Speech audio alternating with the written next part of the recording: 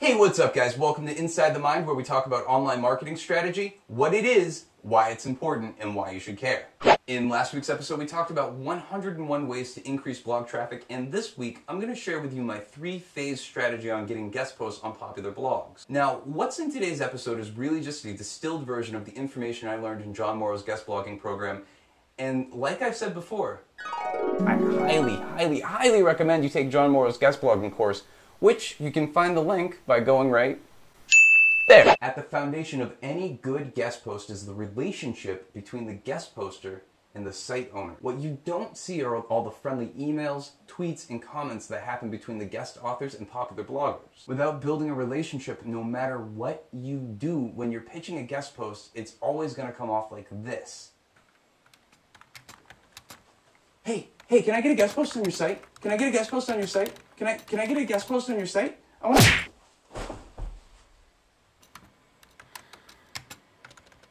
To avoid looking like this, you have to enter what I call phase 1, the stalker phase.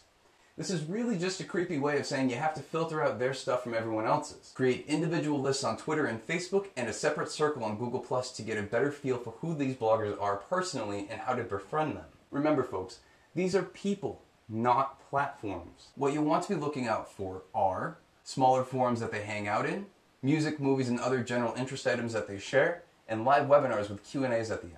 In terms of helping out, most popular bloggers aren't going to say the "I don't know this, can you help me" type questions on Facebook or Twitter, but will have no problems opening up in a smaller, more private forum. So, if you're both members of the same forum, you can look for opportunities to share what you know in a more private setting. Just remember there are other people in the forum too, and the more helpful you become to the entire community, the better you look to everyone. You can also help out by attending webinars and ask questions that make them look good. Oftentimes webinars are held as a means to sell something, so if your question leads to more money in their pocket, that'll go a long way into helping you stand out. And once you feel like you've established a good foundation for your relationship, you're ready to move on to phase 2, the mind expansion stage. Now that you know the popular blogger, it's time to get to know their readers. And the best way for you to do this is to 1, read all of their most popular posts, 2, read 20 to 30 of their most recent posts, and 3, read as many comment threads as your brain can handle. It's a lot of work, and here's why. Most popular posts are always featured because of the high amount of comments, shares, and attention that post received. Reading it all ingrains that high bar caliber that your guest post must be in order to go viral. The most popular section is your blueprint. The writing style, sentence structure, and headline formatting are all you need, and it's all right there laying the groundwork for your successful guest post.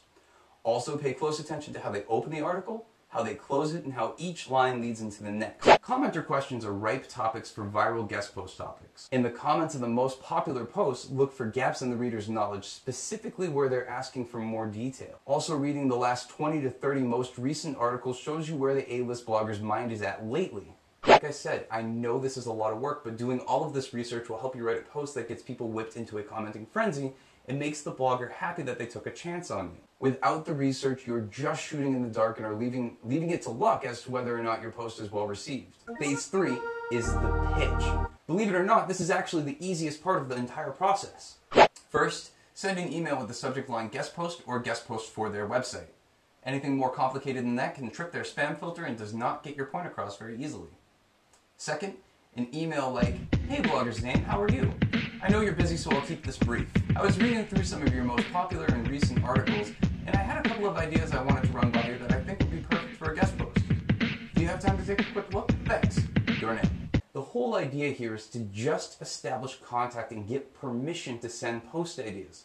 Popular websites get bombarded with ideas all day long, so asking if it's okay gives you extra kudos on the karma scale. If they say yes, the next thing you want to do is pitch your post as quickly as possible. This structure will help keep you focused and prevent you from wasting anyone's time. You'll want to present 1, evidence that it's a good topic, 2, your interpretation of the evidence, and 3, your post idea based on the evidence. An email would look something like this. "Okay, great. Here's what I was thinking. The other day I was looking through your popular posts and I noticed that there are X amount of posts on topic, but no one has talked about subtopic, which is another worry, problem, solution, interest audience has. So I was thinking of writing a post titled Headline, which would talk about explanation of what the post is about. I'd be happy to write a draft of the post if you'd like, and you can take it from there. Or if that doesn't work, I can come up with some other ideas. Thanks so much.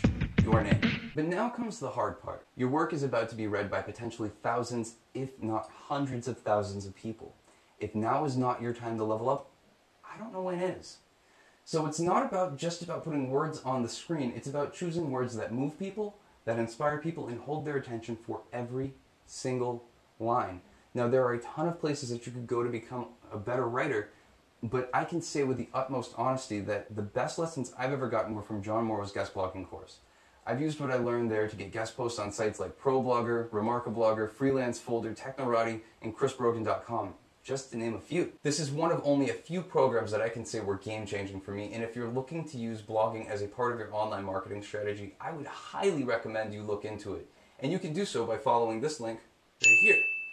And that's all I got for this week's episode of Inside the Mind. Thank you so much for watching, and hey, there are only 2 episodes left this season. Yay! If you want to get all of the episodes delivered to your email and get exclusive bonus goodies, go there. And if you like this episode, I would really appreciate a little thumbs up and a comment. Thanks so much for watching, and I'll see you next week.